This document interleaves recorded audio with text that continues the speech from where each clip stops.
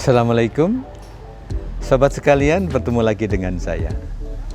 Kali ini kita melanjutkan sharing tentang vaksin pencegah kanker, HPV vaccination, vaksin HPV. Pertanyaan selanjutnya dari sesi-sesi sebelumnya adalah, setelah kita bahas apakah itu vaksin, bagaimana bekerjanya, siapa yang sebaiknya divaksin, adalah di mana bisa vaksin.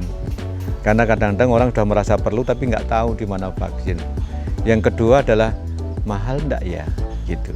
Worth it enggak dengan biayanya yang cukup, misalnya mahal dan sebagainya.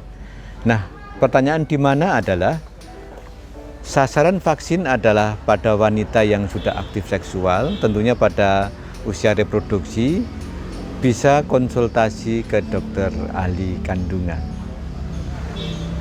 Kemudian karena vaksin ini juga sasarannya pada remaja usia muda, usia 10 tahun, jadi bisa konsultasi ke dokter ahli anak. Namun demikian tentunya pada usia yang muda juga bisa ke dokter ahli kandungan, karena juga dokter ahli kandungan tentunya paham bagaimana memberikan vaksin ini. Nah, yang penting adalah ketika seseorang belum aktif seksual, maka vaksin bisa langsung diberikan tanpa screening. Jadi harap diingat, kalau belum aktif seksual bisa langsung. Jadi hanya datang, kemudian dilakukan penyuntikan. Kemudian ketika seseorang sudah aktif seksual, maka harus ada tahapan yang tidak boleh dilewati. Apa itu?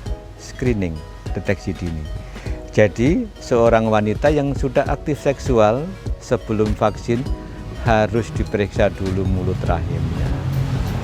Dengan cara apa? Dengan modalitas deteksi dini.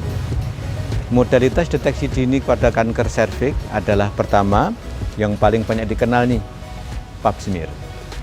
Yang kedua, yang lebih mudah, sekarang mulai banyak dilakukan di masyarakat, adalah IVA test.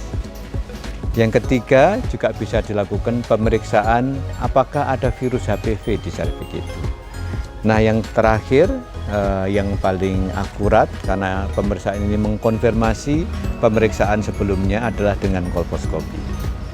Ketika sudah ada hasil pemeriksaan tersebut dan ternyata normal, baru boleh divaksin.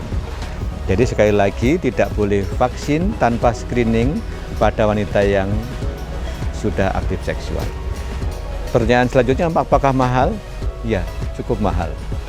Jadi untuk sebagian masyarakat biaya vaksin ini cukup mahal, apalagi juga kalau ditambah harus screening dulu. Pemerintah sedang mengusahakan vaksin yang diproduksi dengan biaya yang tidak mahal, tapi masih berupa pilot project di beberapa kota. Jadi demikian info sehat hari ini. Take care, stay healthy, see you tomorrow.